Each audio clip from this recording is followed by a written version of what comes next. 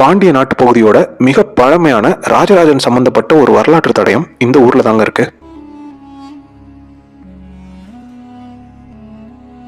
அந்த தடயத்தை பார்த்தா 1000 வருஷத்துக்கு முன்னாடி இந்த இடத்துல சுயம்புவா தோன்றின ஒரு இறைவன் இருந்திருப்பாரோ அப்படின்னு ஒரு கேள்வி வருது.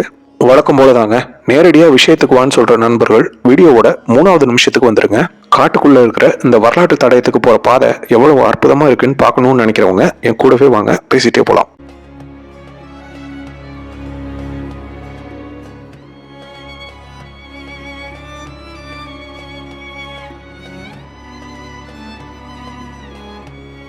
விருதுநகர் மாவட்டத்தில் இருக்கிறதுனால வெயில் காலத்துல தென்காசிக்கு வந்தாலே ரொம்ப பசுமையா தெரியும். இப்ப குளிர்காலம், அதோட கொஞ்சம் மழை வேற. அதனாலதான் இப்போ 1-2 மாசமா தென்காசி பக்கமாவே சுத்திட்டு இருக்கேன். நம்ம சேனலோட சப்ஸ்கிரைபர்ஸ் மற்றும் நண்பர்கள் கூட ரொம்ப நாளா பகிர்ந்துக்கணும்னு நினைச்ச ஒரு விஷயத்தை இப்போ சொல்றேன். ரொம்ப நாளாவே யூடியூப் கமெண்ட்ஸ்லயும் இன்ஸ்டாகிராம் மற்றும் ஃபேஸ்புக் இன்பாக்ஸ்லயும் சில நண்பர்கள் நீ எதை தேடி போற, உன்னோட முகத்தையும் காட்ட மாட்டேங்கிற, உன்னோட இலக்கு தான் என்ன அப்படின்னு கேட்டுக்கிட்டே இருக்கீங்க. இந்த கேள்விக்கான என்னோட சின்ன விளக்கத்தை மட்டும் முதலும் கடைசியுமா இந்த வீடியோ வழியா உங்ககிட்ட ஷேர் பண்ணணும்னு நினைக்கிறேன். என்னோட வேலையில நான் இப்போ ஓரளவுக்கு நல்லா தான் சம்பாதிக்கிறேன். நான் மேற்கொள்ற இந்த பயணங்கள் ஒரு நல்ல புத்துணர்ச்சியை கொடுக்குது. அதோட வரலாறு அப்படிங்கிறது எனக்கு ரொம்ப பிடிச்ச விஷயம். அதனால வரலாற்றை தேடுற இந்த பயணங்கள் மனசுக்கு ஒரு அமைதியை கொடுக்குது. பயணத்துல நான் பார்த்த விஷயங்களை பதிவு செய்யறது ஒரு திருப்தியை கொடுக்குது. அவ்வளவுதாங்க. என்னையா இந்த இடத்த பத்தி பேசிட்டே போவோம்னு சொல்லிட்டு உன்னோட சொந்த கதையை சொல்லிட்டு இருக்கேன்னு கேக்குறீங்களா? ஒரு நிமிஷம் இந்த இடத்த பாருங்களேன். ஒரு பக்கம் பசுமையான வயல்வெளி, இன்னொரு பக்கம் கம்மா, சாலைக்கு 2 பக்கமும் மரங்கள், சுத்தி யாருமே இல்ல. அற்புதமான ஒரு ஃபீலை கொடுக்குதுல்ல. அதனாலதான் கூடவே வாங்கன்னு கூட்டு வந்தேன்.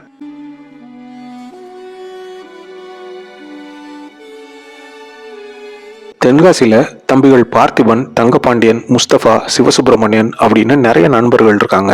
அதுல தம்பி தங்கபாண்டியன் ஒரு தடவை திருச்சிற்றம்பலத்துல ஒரு வட்டெழுத்து கல்வெட்டு இருக்கு, முடிஞ்சா அந்த பக்கம் போகும்போது போய் பாருங்க அப்படின்னு சொல்லியிருந்தாங்க. அதை வச்சுதான் இந்த கல்வெட்டை பத்தி முதல் முறையா தெரிஞ்சுக்கிட்டேன். அதுக்கப்புறமா சகோதரர் பொன் கார்த்திகேயன் இந்த கல்வெட்டை பத்தி பதிவு செஞ்சிருந்தாங்க. அதை பார்த்துட்டு தான் உடனே கிளம்பி இங்க வந்தேன்.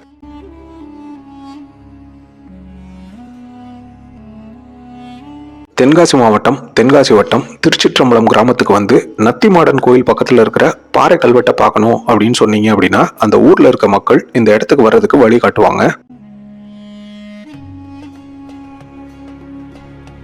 அவ்வளவுதாங்க, வந்தாச்சு. இதுக்கு மேல கொஞ்சம் தூரம் நடந்துதான் போகணும். வண்டியை நிப்பாட்டிட்டு அவங்க நடந்து போவோம். நமக்கு முன்னாடி வந்த நண்பர்கள் 3வது நிமிஷத்துல நமக்காக காத்துட்டு இருப்பாங்க.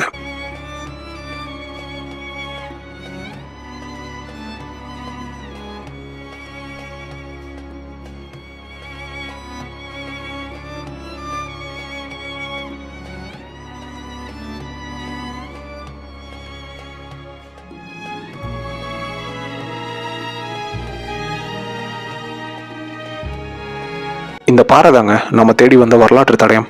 பேரரசர் சோழன் தலை கொண்ட வீரபாண்டியருக்கு அப்புறமா சோநாடு வழங்கியருளிய சுந்தரபாண்டியர் காலம் வர்ற வரைக்கும் பாண்டிய நாட்டுல சோழர்களோட ஆதிக்கம் தான் இருந்துச்சு. கிபி 10ஆம் நூற்றாண்டோட நடுப்பகுதியிலிருந்து 13ஆம் நூற்றாண்டோட துவக்க காலம் வரைக்கும் பாண்டிய நாட்டு ஆட்சி செஞ்ச சோழ மன்னர்களோட கல்வெட்டுகளை பாண்டிய நாடு முழுக்க பார்க்க முடியும்.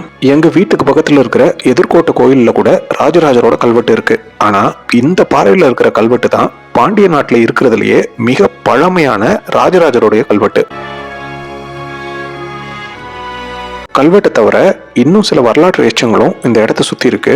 கல்வெட்டுல இருக்கிற செய்தியை பார்க்கறதுக்கு முன்னால இங்க இருக்கிற மற்ற தடயங்களையும் பார்த்துட்டு வந்துடலாம் வாங்க.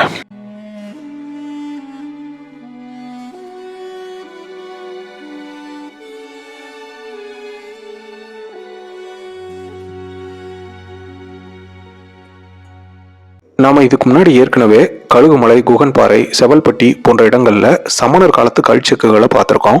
அந்த இடத்த சுத்தி இருந்த கல்வெட்டுகளை வச்சு அந்த இடத்துல இருந்த செக்குகள் எல்லாமே சமணர் காலத்துல பயன்பாட்டுல இருந்திருக்கலாம் அப்படின்னு ஒரு முடிவுக்கு வரலாம். அதே மாதிரி முத்துலாபுரம், காரிசேரி, நத்தத்துப்பட்டி போன்ற இடங்கள்ல பாண்டியர் காலத்து கல்செக்குகளை பார்த்திருக்கோம். அது ஏன் பாண்டியர் காலம்னு சொல்றோம்னா அதுல பாண்டியர் காலத்து கல்வெட்டுகள் இருந்துச்சு.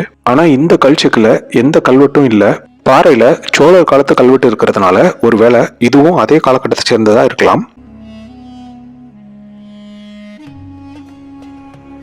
இங்க இன்னொரு விஷயம் முக்கியமா குறிப்பிடணும். படாரர் அப்படின்னு ஒரு வார்த்தை இருக்கு. அதை சில இடங்கள்ல சமணர்கள் பயன்படுத்தியிருக்காங்க, சில இடங்கள்ல சிவபெருமான குறிக்க பயன்படுத்தியிருக்காங்க.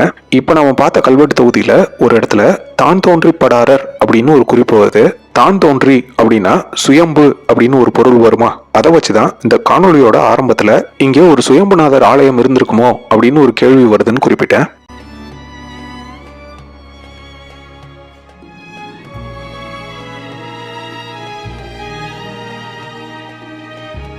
அதோ தெரியுது பாருங்க, அந்த 2 பாறையில பாறையோட அந்த பக்கத்து முகப்புல தான் கல்வெட்டு இருக்கு. நடுவில் இருக்கிற பாறையில கல்ச்செக்கு, அப்புறமா இந்த பக்கம் ஒரு பாறை வட்டெழுத்து கல்வெட்டு. அந்த வட்டெழுத்து கல்வெட்டுல ஒரு கோயிலோட பேரு அப்படின்னு இதே மாதிரி ஒரு விஷயத்த நம்ம ஏற்கனவே நக்கநேரிலையும் பார்த்திருக்கோம்.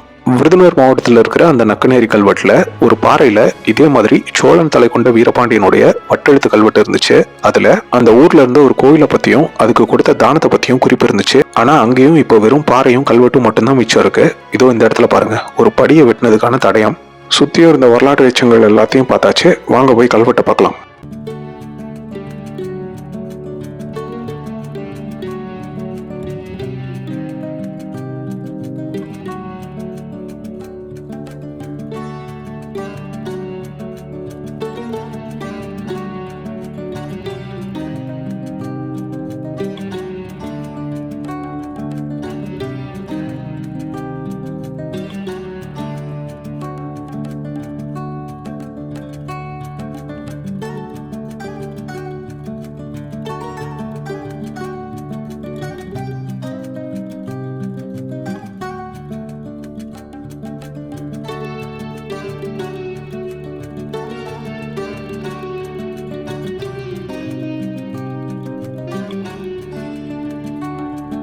இது ஒரு கிரந்த கல்வெட்டு. இதோ இந்த இடத்துல பாருங்க, ஸ்ரீ ராஜராஜஸ்ய அப்படின்னு தெரியும். இந்த கல்வெட்டுக்கு பக்கத்துல ஒரு வட்டெழுத்து கல்வெட்டு இருக்கு. அதுதான் நாம பார்க்க வந்த கல்வெட்டு. அந்த கல்வெட்டோட முதல் வரியில ஸ்வஸ்தி ஸ்ரீ கோவி ராஜகேசரி பன்மக்கு யாண்டு 3 அப்படின்னு வருது.